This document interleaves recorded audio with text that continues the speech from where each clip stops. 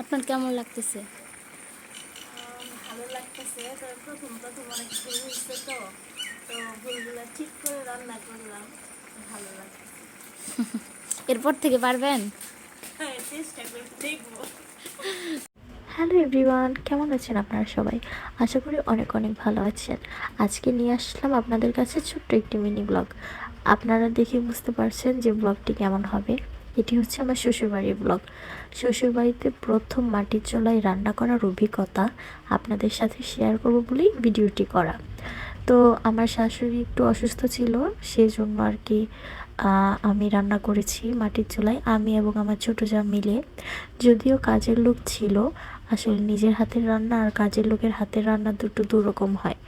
তো সকালবেলা সেজন্য আলু ভর্তা আর বেগুন ভর্তা করা হচ্ছে। আমার শ্বশুরবাড়ির এলাকাতে পাটায় বেটে আলু ভর্তা খেতে অনেক মজা, সেজন্য তারা পাটায় বেটে আলু ভর্তা করে।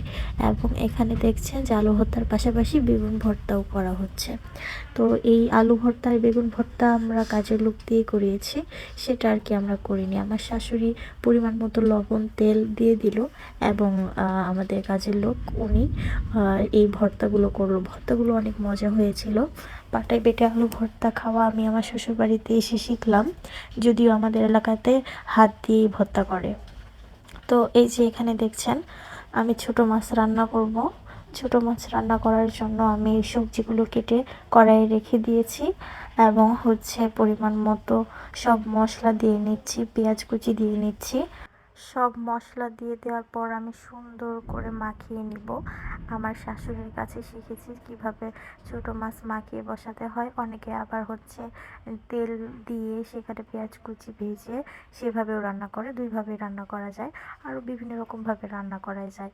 কিন্তু আমি বিয়ে হয়ে আসার পর দেখলাম যে আমার শাশুড়ি ছোট মাছটা মূলত এভাবে সব মশলা একবারে দিয়ে হাত দিয়ে সুন্দর করে মেখে নিয়ে অল্প একটু, বেশি না অল্প একটু পানি দিয়ে মাছগুলো উপরে রেখে সুন্দর করে রান্না করে। আসলে খেতেও ভারী মজা লাগে। তো আমিও সেভাবেই করার চেষ্টা করছি, দেখি তার মতো হয় কি না। তো এক এক এলাকার রান্না এক এক রকম হয়, এক এক রকম স্বাদ হয়। তো মানে শ্বশুরবাড়ি আসার পর তাদের পছন্দ মতো রান্না করাই হচ্ছে আমাদের বউদের কাজ। তো আমি সেই কাজটাই করার ট্রাই করছি। এখানে আমি সুন্দর করে সব মশলা দিয়ে আমি সুন্দর করে মাখিয়ে নিচ্ছি। দেখেন কত সুন্দর লাগতেছে তরকারিটা। তো এই যে ছোট মাছগুলো আমি পানি দিয়ে ধুয়ে এখন সুন্দর করে উপরে দিয়ে হালকা একটু আবার মনে করেন যে মাখিয়ে নিব, যেন মাছগুলোতে ভালোভাবে মশলা ঢোকে। আসলে ছোট মাছের ভেতর মশলা না ঢুকলে মজা লাগে না। তো আমি এখন সুন্দর করে পানি দিয়ে চুলায় বসিয়ে দিব।